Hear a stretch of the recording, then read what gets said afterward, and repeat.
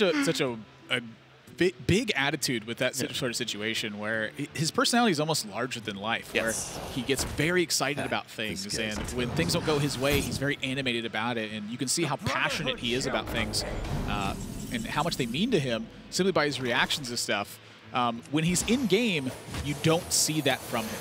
It's when you talk to him outside of the game. Laser focused in game. Yeah. And outside of the game is when he then has this tremendous passion about how the game functions and how it works and just what it means to him. So I was going to go into a number of years now for AKAWonder is that he's just been a consistent player. He's constantly been making a name for himself by slowly building up a resume of performances over time. And also building up the Spanish Hearthstone scene, which is he's very passionate about, actually. Doing a lot of his streams in Spanish and does everything he can for that community, which is very admirable. And he is against Luca. Obviously, we came in late into this game as we did kick them off playing, as the previous series wasn't exactly the shortest series in the world. But now Luca on the Rogue versus the Raza Priest from AKAWonder. And it looks like he's actually doing pretty well here. Already got the Raza down. Already got the Anduin down, which killed off the Van Cleef push. Lich King down for Luca. This is smooth sailing, I think, for... But yeah, guess what? Even with the death code here yourself, I think Anduin is okay dealing extra damage here. He's all right. It's just going to crank out massive amounts, and even like just the power word shield here to deal 2 damage. Who cares if it has extra health? AKAWonder's dealing extra damage, and at his life total, he is pretty much safe from everything. And even just Holy Fire going to be able to gain him an extra 5 just a second. Where it's like, we've all done it, where we queue up the cards a little bit too fast, but the hero power does refresh every time you play something. So Aka there just saying, just give it a second. Yeah, and far off of lethal is Luker. You know, we talked a lot about AKAWonder, but Luker's been following the footsteps that sort of AKAWonder was when he first started, where he was putting together performance after performance after performance. It was just plugging away. It was a pursuit of passion for AKAWonder. You know, he wasn't showing a tremendous amount of success early on, and just as you get better and as you play more, you'll find those tournament performances. Luker's been doing that exact same thing. Yeah, and I think we see in tournaments specifically like DreamHack, the more we see players attend, the more we see them get better results, you know, every time they come back. So it's a joy to watch these players grow. But AKAWonder's having a joy to watch Lurker's health diminish as it goes straight to 0 this turn with plenty of cards to spare. Even the Glimmer Root to get him an additional card. Going to be 1-0 for AKAWonder on this Priest. And there goes Luca's Rogue. He has Mage and Warlock. We can probably just have a dip into what the bans look like as we've got that game done. But I imagine Luca's had his Druid banned out because he has Warlock and Mage. That would be hard push to imagine a extra deck. Oh!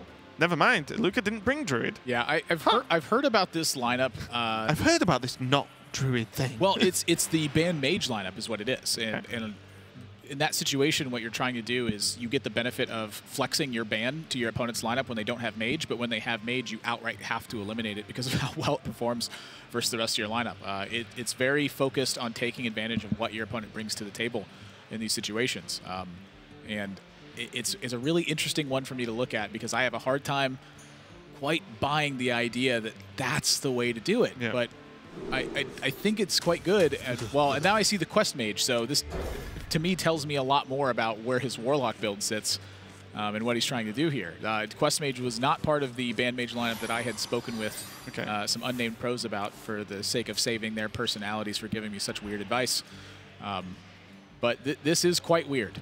You want to cast a spell? I want to cast. Have I ever told you how much I dislike Quest Mage, Admirable? No, tell me. I thought you loved it. So I'll try and be slightly unbiased for most of the cast, but you know, you give me a couple of minutes.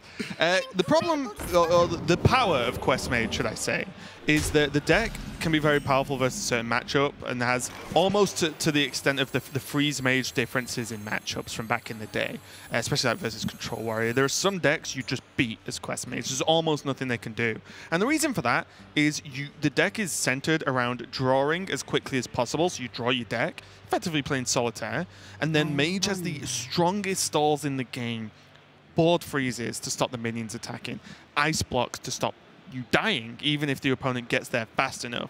And then the ultimate Exodia combo of effectively infinite damage happens once the quest is complete and the cards are drawn. But often, my biggest issue with it is your opponent so AKAWonder for now, there is what he does has a limited impact on what Luca does his turn, right? He's just like, are you presenting enough damage to threaten me? No, then I draw if I can draw. If you are, then I freeze. If I can't freeze, I draw. That is the rough summary of the deck. Well, I told this to Lorinda earlier. If you're going to talk to me this way, you're going to have to take me on a date later. I mean, you just explained everything I love about powerful decks. They ignore their opponent and they say, nice deck, idiot. So what we got from that is Admirable wants to play single-player Hearthstone. I'm ready for Kobolds and Catacombs. I can't wait until... Gonna delve into some dungeons. Woo! I can't wait. Are you going to try and build Quest Mage with the dungeon rewards? Oh, now Now we're talking. Yeah. I hope there is a boss, because there's a lot of bosses in the dungeon runs available. I hope there's one that if you somehow get the quest, it's like, no, and it just kicks you out to lose. It just insta-kills you. You just die. Yeah. In the game, Admirable. That would be so inverse thematic. I'm okay with it. You go into the dungeon to go on a quest. And then they'll just... They should all be quest decks, every class. Well, let's see how Luca is getting on with his at the moment. I believe he is he 1 in with that glyph? The glyph provided him this, I believe, what he had just played to get him 1. Oh, so he's 1 now. Yeah. Okay. And, so mental notes here, Admirable. And the Potion of Polymorph is also from the Babbling Book. Yes. So he has access to 2. But notice that Luca's stumbling here. No Cold Light Oracle, no Arcane Intellect, no more minions to draw, no Kabbalist Tome. Not good for Luca, of course. I've got nothing against Luca, apart from that he's a Quest Mage player. The Archmage draw this early can be somewhat dangerous for Luca as well. If AKAWonder has Dirty Rat in his deck, that is the sole minion that you do not win when it gets hit. Or it could be safer if AKAWonder has Lich King, because it can't be Death Gripped. Two sides to every story. Yeah. The Admirable side and the Raven side. That's the common phrase, right? Yeah, the right side and the wrong side. Yeah. Wait, I'm on the left, so I'm on the wrong side right now. Oh, no! And, you know, the Raven right side. Alliteration always counts. I'm mad. I'm You're just upset. quoting Michael Jackson to me now? I'm upset. Let's push the Polymorph going off onto the Cleric. Not a huge deal, and AKAWonder must have at least half expected something would happen here, because he knows that, or would have known if he was card tracking, that that secret was in fact from the Babbling Book. So it could have literally been any mage secret that's available in-game, apart from WoW. Oh, I love the Sorcerer's Apprentice develop here for AKAWonder as well. It starts to threaten weird chains with Auctioneer or Lyra, for instance. So Luca could find pressure. It's going to turn 6, though. From the idea. Well, I'm saying that Luca could find pressure from the idea of this. I think AKAWonder would rather see the Blizzard now than later on, when he's got more presence on board. Because again, as you set up, his game plan is quite literally just to deal as much damage as he can. This forces at least non-card draw. Luca's already not drawn a lot of cards, considering this is a Quest Mage deck. So the fact that you're reducing the card draw and then continuing to do so into the late game is actually pretty huge. So much so that Luca said, no, I need to draw cards. Arcane Intellect, now there's a Novice Engineer available. Yeah, Merry Christmas, Luca, on that one. Yeah. That Arcane Intellect. Christmas showed up a little bit early here. Without that, I think he would have been in some pretty big trouble. He had Blizzard to stall, but the major one is hitting his tools. And so now that's starting to piece together here. But it means the Sorcerer's Apprentice lives. And so can Aka find the Lyra chain that can end the game here? I mean, he could, in theory, just get smites for the rest of this time and kill... In theory, yes. Now, in practice, just like Luca can chain glyph to do the quest in 1 turn. Lethal! It's missed lethal every turn. So what he does here, whether he wants to just smite. He could actually just silence, you know, the sheep if he really wants. He's just going in. But what he'll be doing now, or considering, is this silence is going to be too valuable, I think, to play right. Ooh, he's going for it. This is... No, I don't like this, actually. I think this is too scary. You have a board, yes? You have seen a freeze. What if there's a freeze Doomsayer now? That you don't really have an answer. Oh, no, he has Master Spell. Never mind. I take it all back. Raven was genuinely concerned for the silence effect, not for the idea of saving it for Velen and damage later on. Just how to handle the Well, you have a board. Doomsayer, What you want yeah. is to keep the board, because already, you know, he's setting himself up to push a lot of damage. Yeah, if but he he does have the Master Spell, so everything feels fine now. Yeah, if he didn't have that Master Spell, there's no way he's spending that silence. That actually just would be a bad play. Like, if that was the case. I'm going to summarize that as it would have been a bad play. Yeah. Oh, okay. Shadow Visions can open up a couple of options here. Well, the Lyra's still there, so... Silence seems good. Well, he can silence his own minion to deliver damage if he really wanted to, which I quite love right now. Does it matter with your opponent 25? That's my question. Yeah, I think so. It also starts, again, potential Lyra chain. So that's fairly inconsequential. Whiff, yeah. That only matters the situation where Luker has to go for the semi-combo with where 3 Sorcerer's Apprentice. Did AKAWonder just mess up by not hero powering first? Feel my He just missed 2 damage. Possible. Oh, it's silenced! Oh, look at that camera in shame, AKAWonder. Oh! That's why I was like, why didn't he hero power before the Soul Prix? I thought he was just going to heal the Lyra to bring it out of range of more AoE effects, but AKAWonder instead, a blunder comes out. AKAWonder. I mean, he had the laser focus. I thought he was in the zone. He doesn't even know where the zone is. That is... I'm not gonna lie. When you're trying to proc something, your opponent at 1, giving them 2 extra health is a problem. Well, the other big problem here is that Raza Luker has found a simulacrum for his Sorcerer's Apprentice. So now 4 Sorcerer's Apprentice available and Kabbalist Tome is available, and Luker has got time. And if he finds time to get past this point, there is no way AKAWonder's going to win because that combo will be assembled. So this is a critical turn here for Luker as well. Ice block found for Luker. And if this Kabbalist Tome does not fail, that is just about GG. Yeah. The inevitability at this point, unless AKAWonder is somehow running Eater of Secrets and can kill him to proc, to have Eater of Secrets be used And can draw it.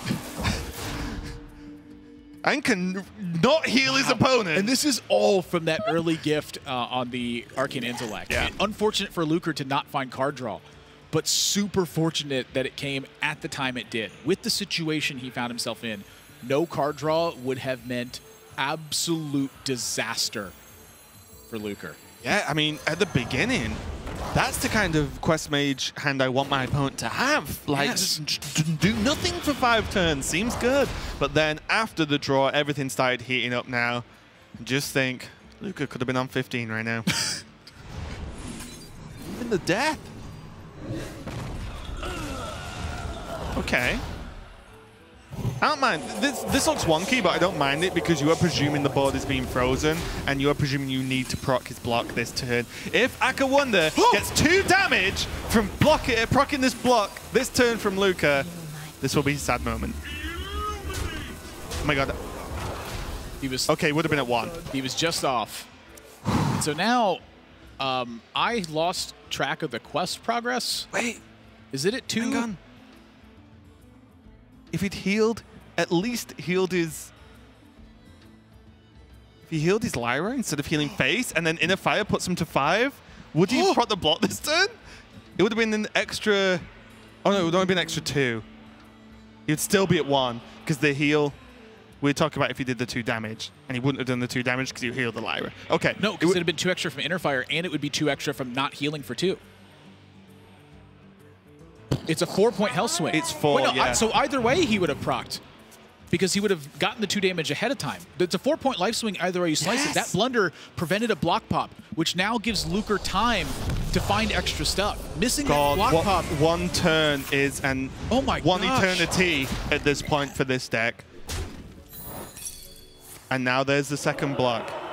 And I can't see, but I imagine that deck is looking rather thin for Luker, and he has Arcane Intellect in hand as well. The Arcane Intellect is one of the big ones here because he can start to go for the combo and just hope that he draws anything that can provide him that extra random effect. So that random effect can still fail. Say it's just 3 Pyroblast or combination of Glacial Mystery He has 2 stuff. in hand right now, though. And So- I think he's on 3, isn't he? Yeah, so he has to have one more. I mean, the random effect has to completely fail. But even in that instance, he gets another turn with Ice Block here. So it's a long time. Oh, it's like an infinite amount of draws. Look at the dankest of mind controls on the Cold Light Oracle. Oh, well, yeah, let's go for it now. That's a good one. Kabali's Tome, no matter what, he can get this Ice Block down. He can gain an additional turn unless this Tome is... Well, he's got to land it because he's played the Oh, 4 I think... Does Luca just need to just take a second? Nope. It was. We did not have the proper count. It's 6 with the... Oh, does he have it? Okay. Yeah, it was 6 with the... Because it's just one of the ones that... Do you actually just want to save one of those Melon Reflections for next turn? That arcane intellect. Christmas came early, and now Archmage Santanitis, with all his fiery snowballs, is going to take AKAWonder out of this one. Raven hates Quest Mage, and I love it, and that's why Quest Mage won. I mean, AKAWonder healing his opponent probably didn't help. Correct. But you are now witnessing the joy of the infinite combo of getting fireballed, fireballed, fireballed, fireballed, fireballed, fireballed, and fireballed again. That being said, I don't think that that life swing actually affected the outcome of this game. No. Because Lucre would have drawn the other Ice Block. All the card draw being deep at the bottom means that the lack of pressure from AKAWonder's deck overall, Lucre just eventually finds that chain to get together. So it's the no disruption style of effect from that's present in AKAWonder's deck, the big punisher here. Crazy game there. AKAWonder, his sheer experience in Hearthstone throughout the many years he's played, you would imagine he wouldn't make a blunder like that. But I did mention it right at the start of the day. There's a fair amount of players have been taking the current off-season of HCT as an off-season for themselves in terms of just as much practice as they would normally have. Maybe a lot of these players have taken a step back, not had their full focus, and maybe they're a little bit rusty going into DreamHack. You have to account for just the amount of time that DreamHack takes to complete. I mean, you have to travel out to this location. It's a long achievement to unlock. Exactly. You had to practice for it. You know, we're only early on in round 3. If that mindset is affecting AKAWonder this early, that's something he's got to worry about leading into round 6 of today, and then the rest of the rounds tomorrow. If he finds himself in top 16, playing through that after 2 long, grueling days of play is a ton that these players have to go through to make it to that final point. Yep. 1-1 now though. Luca is of course on his Quest Mage again. AKAWonder onto his Tempo Rogue, and this is just the story with this deck. Can AKAWonder just burst him down like ludicrously quickly? Which Quest Rogue, Quest Rogue, please. Tempo Rogue has the ability to do. Maybe not with drawing patches. I think the big turn here AKAWonder will be looking for is the Freeze Doomsayer turn to Vile Spine and go. Yeah. I think that's the turn that makes or breaks this game, this matchup most often. Well, Lucre is demonstrating the importance of Babbling Book in this matchup right now. Normally, AKAWonder's game plan here is literally to Firefly and then play the token, Cold Blood, and Giddy Up. That option is very restricted at the moment because of that Babbling Book providing 1 extra damage to couple with hero power. If he's able to land it, it's insane. And so the patches draw here, it's still very bad. Any of the other 1-cost pirates would have been better. But in this situation, I think the patches is better than say, a Bone Mare or a Leroy Jenkins would have been. Oh, yeah. Because it allows this Firefly to connect. Lucre's deck doesn't have Frostbolt in it. It's not running, like Breath of Syndragosa or something like that to buy tempo. Could be, with Glyph. It is Doomsayer, and that's about it for killing minions. So, well, Glyph for a dream, right? There's plenty of glyphs. There's Geyser, there's Frostbolt, there's True story. But honestly, in this situation, that patches was not a bad draw for AKAWonder, and I know I'm playing the role of Raven here a little bit, but it is a lot better than most of the 3+ cost cards in his deck right now. He worked with what he had. He did a good job. That patches is effectively dealing 5 damage. It allowed this Cold Blood to get through. It's just not even going to glyph this turn. I don't think he can afford to. I think he's got a guarantee to kill him. The problem is if he glyphs, it means he cannot use the spell from Glyph unless he wants to drop -1 on the quest, because the quest wasn't live. Yeah. Big deal. Big deal. That little amount of tempo may give AKAWonder the time to get this scale bait down for value. Yeah. And that's a big problem for Lucre because this constant pressure, it's not going to stop. Even with the fairly dead draw from patches, which I, again, will stress was quite good this game in comparison to most of the deck. Yeah, definitely got the job done. His Primordial Glyph, here are the options. There's a Frostbolt. But more importantly, I think there's oh, he's going to keep the Frostbolt. Okay. Yeah, he's just got to cut into the damage, I think, as much as possible. And La Doomsayer. would love to see that. Against that Firefly, but...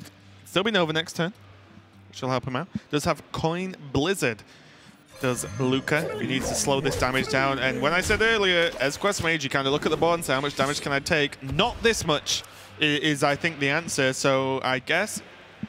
Oh, okay, going to go for the Coin Blizzard, I think. Yeah, so Luca's game plan now with the Coin Blizzard here is to simply find a Frost Nova before he has to expend the rest of his life dealing with board. The problem is that AKAWonder is just going to have so much damage pouring on that Luca probably doesn't have the opportunity to save a Frost Nova if he draws it from like Arcane Intellect, for instance. That problem compounds to the fact that he just will never land a Doomsayer without the combination of both Frost Nova and Doomsayer. Yeah. And AKAWonder just sails to an aggressive victory that way. Yeah, and then the problem is even if there's a Vile Spine, right? Like one Vile Spine, you know, it still buys the turn, but it keeps the pressure up. That's the real issue. Here we go. I'm going to go for the dagger and poke. I'm going to keep these 1-drops. I imagine you want to play the deckhand next turn, potentially, to actually proc the block or kill him.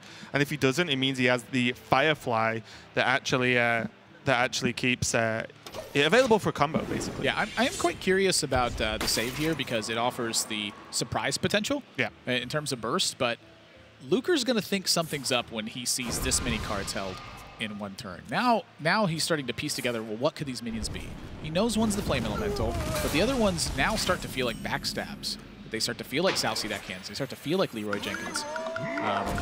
But it doesn't really matter in this situation. Luker's done what he can to try and live, but that Leroy is going to crush him. Yeah, AKAWonder there taking the win.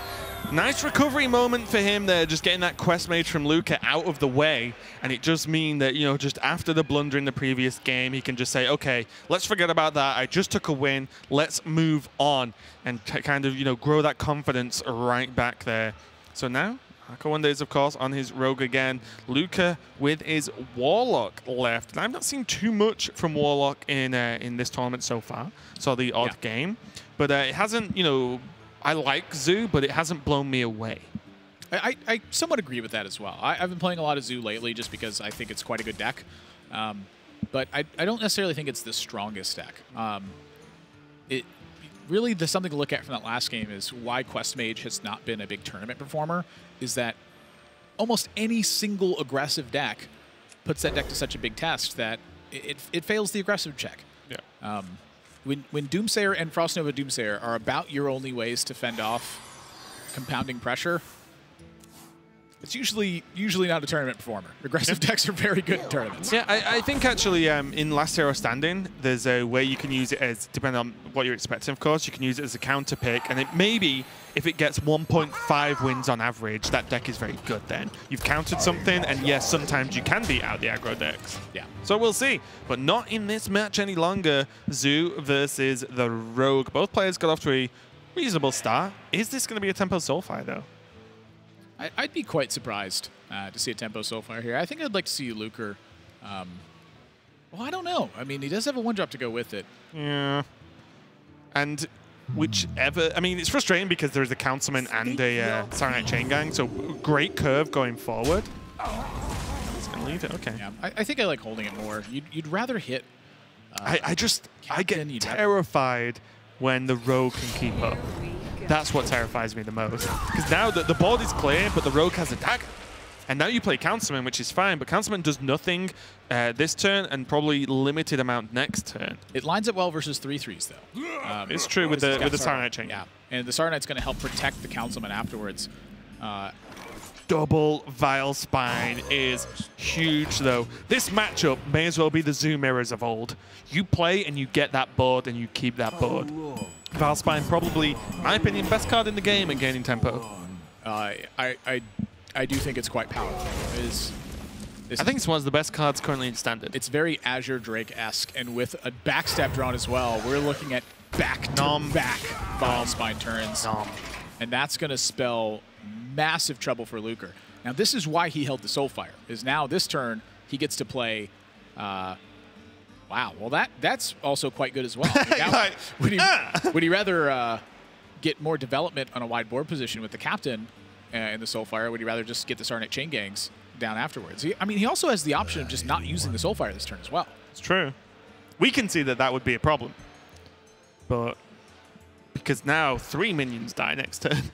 There's the backstab, the dagger swing, the Valspine into the other Saronite, plus a guaranteed kill on whatever minion that AKAWonder chooses. So we can see he kind of needs to Soulfire to try and stave any form of board here. But is Luca gonna go for it? I do like it. I think these kind of Soulfires are Soulfires that win you games. Not the, oh, I'm gonna Soulfire his face for lethal. It's like, no, this gets me the board and this is gonna keep me the board. Backstab the Flame Imp. Vile Spine, the 3/3. Even next turn now, SI7 Agent, very nice. Mainly, not so much because, you know, well, it's a good card. Combos with the Captain, you can double 3-drop next turn. Despicable Dreadlord, though. That's a big one. And that's a really big one here for a number of reasons. Number one is that AKAWonder's fallback plan to this was to use these Saronite Chain Gangs to bring the game back. Now instead, AKAWonder's having to fight against the board of small minions, but turn after turn, the Dreadlord just keeps them chipping away. And the problem in this matchup is it's the rogue that's on the timer. The second Luca gets to play Gul'dan, game. The rogue doesn't win. Tar Creeper. Into Tar Creeper as well. Double Tar Creeper. You know, looks at these Saronite Chain Gangs, and with all the taunts on the board, you simply just wonder how longer this can go on. Big X. Quite a nice couple turns here for AKAWonder as well, though. I mean, another Saronite, the Karen picked up. He's got a lot to start pushing through this. Uh-oh. Just a 2-2 in it. Oh, yeah, but now that's just a 2-4. And then the next one is bigger, and the next one is bigger. Oh, I didn't even see the Malx Elf get drawn then. Yeah, that's true. The Imp was a very fortunate draw there that he could whip it in that turn.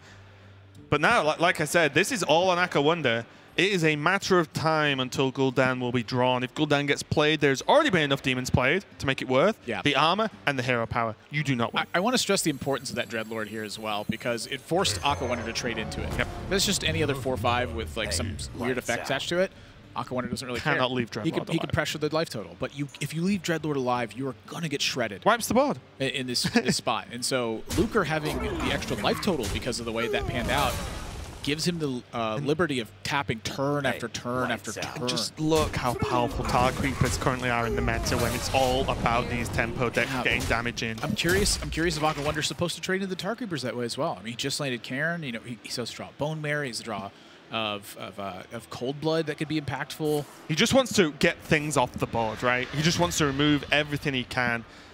I think now Luca not being able to play both, but a 5/6 Dreadlord. Bear in mind, we've seen no Doom Guards yet. There is still Gul'dan. We've seen no Bone Mares.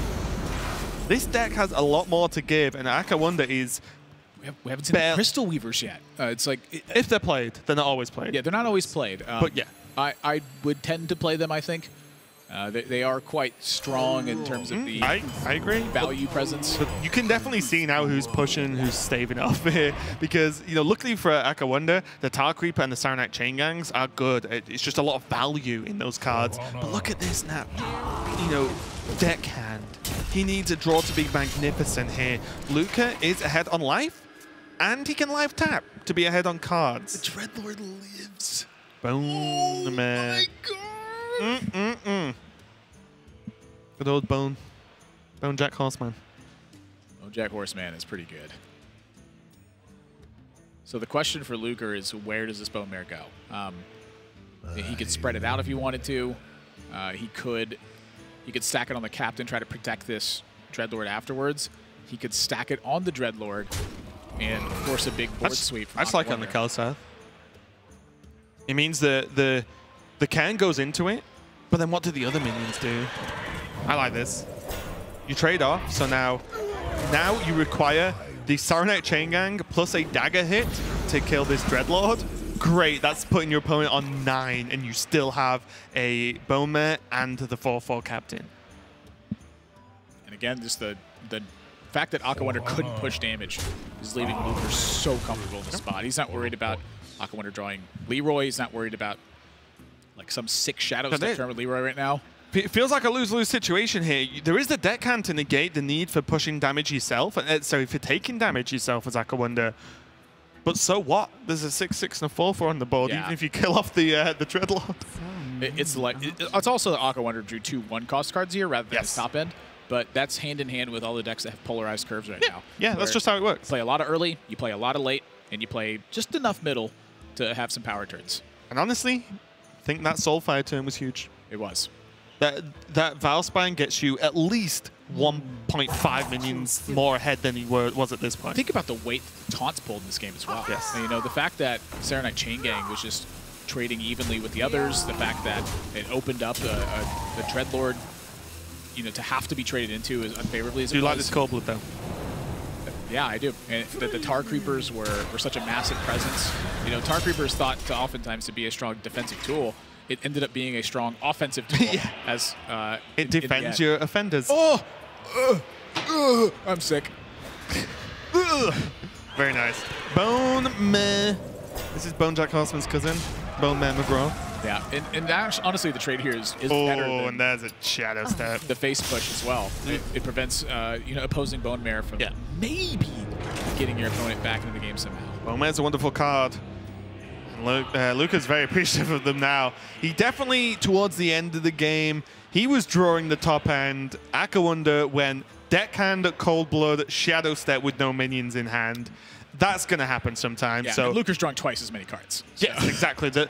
Well, Luca was ahead on health at the point where both of them were running low, which means not only can you draw more cards, you are still ahead on health after taking 2 damage per card you draw. Yeah, so it's absolutely huge there for Luca. As the rogue in that situation, you have been defeated. Yes. Yeah, that is the absolute worst case scenario. So now, left with Druid on AKAWonder's side.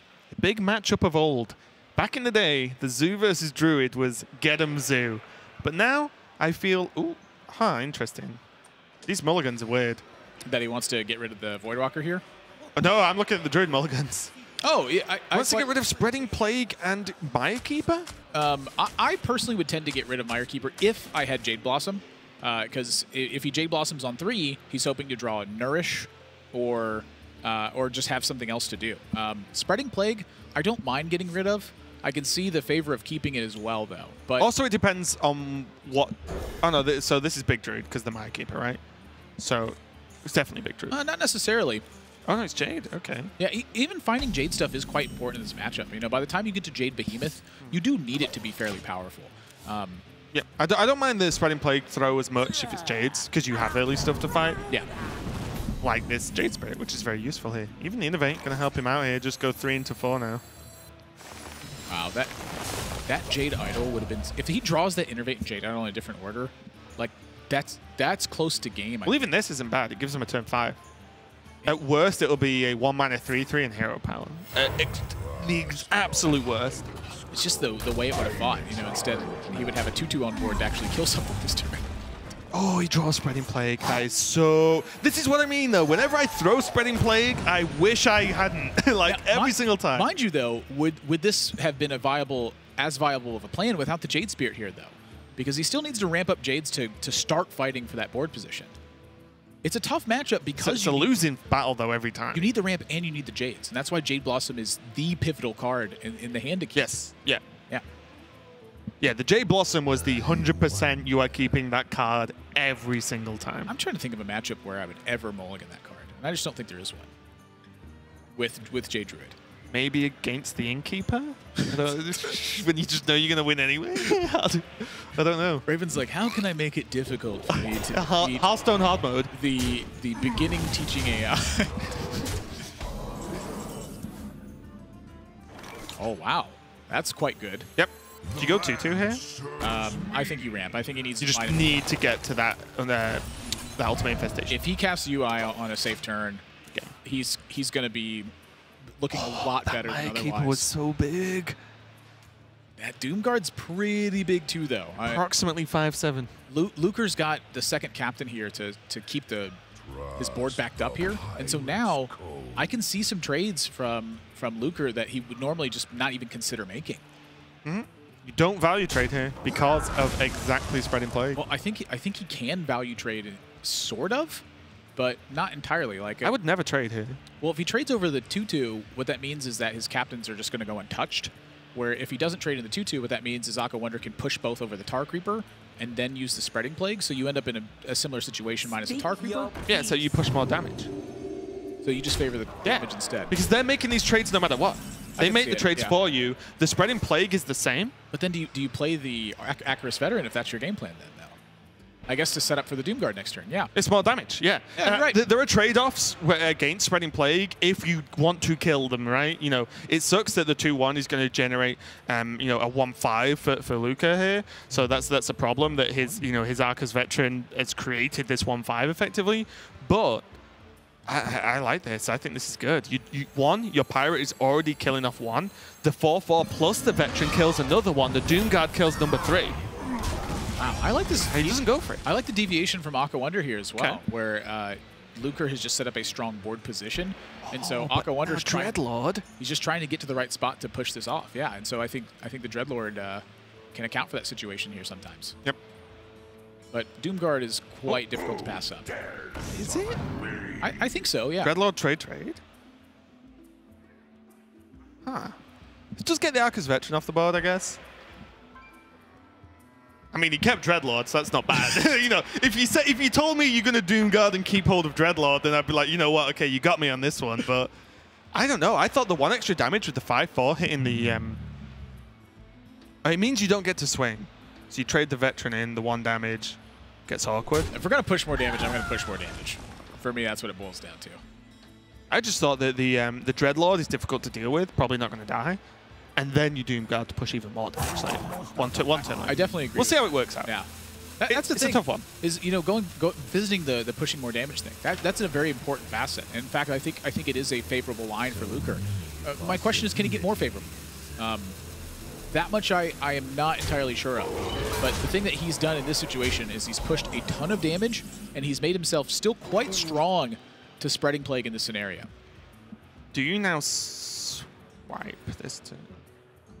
You know, looking at what happened last turn, should AKAWonder have played the Spreading Plague rather than the Jade Blossom? I don't necessarily still think so, because the 4/4 is just, it's fighting well on board.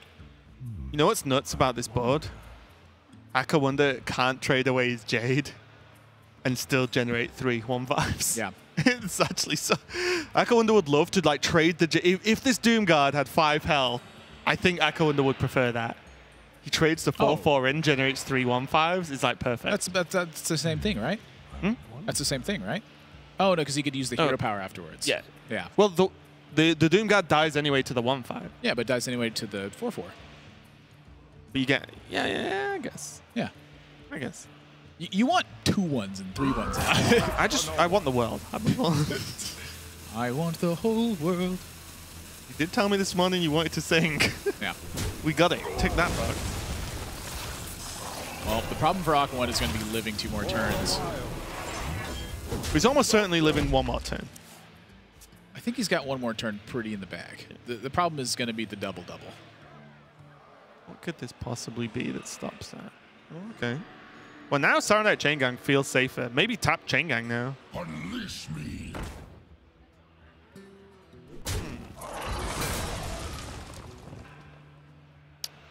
Could I tap? I'm not sold on the speed of this play. I think you've just seen Spreading Plague. Your opponent cannot Ultimate Infestation next turn. I think getting a tap there and Chain Ganging would have actually been better. Chain Ganging. Why is that like... I'm turning that into a verb. It's a Ravenism. I don't know. A Ravenism. That's how it works, right? By the way that sounds.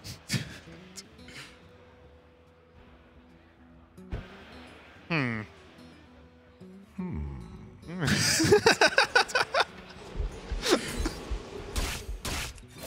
mean, Enchanted Raven is a Druid card. But Raven Familiar isn't. This is a really interesting spot from AKAWonder, actually. I love that he's going this direction. And this would have been one of the reasons, I think, to use the Chain Gang is something weird exactly like this, where Tap Doomguard. Luker, he has to find a source of damage to... Like, that 1/1 taunt is...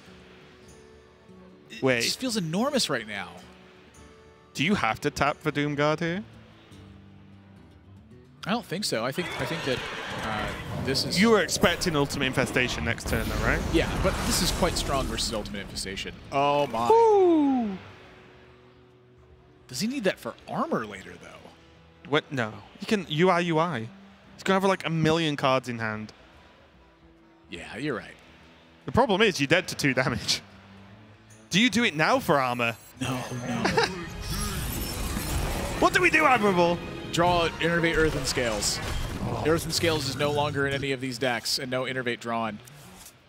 For AKAWonder, Malfurion, Spreading Plague. The Spreading Plague isn't enough. If Lucre draws damage... Ooh, there's still 1 Soulfire, still Doomguard. Luca, hand to face. Roll the eyes. Oh! There we go! Are you kidding? Fire ends this series. Luca goes 3-2 over AKAWonder. What Wow. a match. That was got pretty tense in that last game, especially. And at the end, you started to see where Lucre's game plan sat. I don't think he's got a massive edge over some of the lineups he expects to face with the way this game plan panned out, but the goal is quite literally force your opponent into a line where you end up in game number 5 with a favorable matchup. That's the goal here. It's strong game 1 into Quest Mage to counter on your opponent's Priest into zoo them down.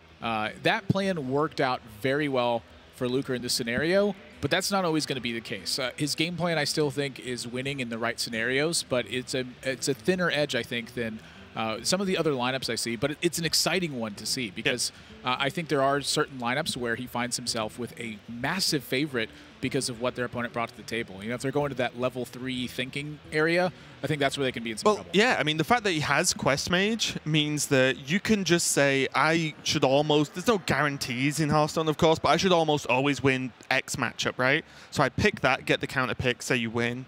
Then if Quest Mage ever wins any more games than that, you are looking very strong in that series, extremely strong. And it's not, you know, crazy to think Quest Mage, even if counter picked, it can pull a win out. If you can chain freezes, hold off on the ice blocks, you just get him. Because once you've acquired the combo, nothing actually stops you at that point, for now. Again, the big goal is just to get to game 5 with a favorable matchup. That's the goal of Lucre's lineup, and in this series, it worked out beautifully for him. Yeah, and already, you know, DreamHack never really fails to surprise me at how many people bring different lineups, right? You know, already of what we've just seen on stream, never mind the hundreds of games going on off stream or anything like that. It's actually, we've just seen multiple variations of Priest. Guess what? It's not all Raza, you know, Kazakus. 3 Priests showed up.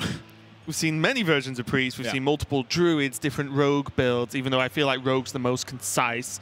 And then the lineups continue to surprise me. But that was a pretty crazy round 3 from me and Admirable there. And don't go anywhere. We're going to get everyone seated and ready for round number 4 of the Hearthstone Grand Prix.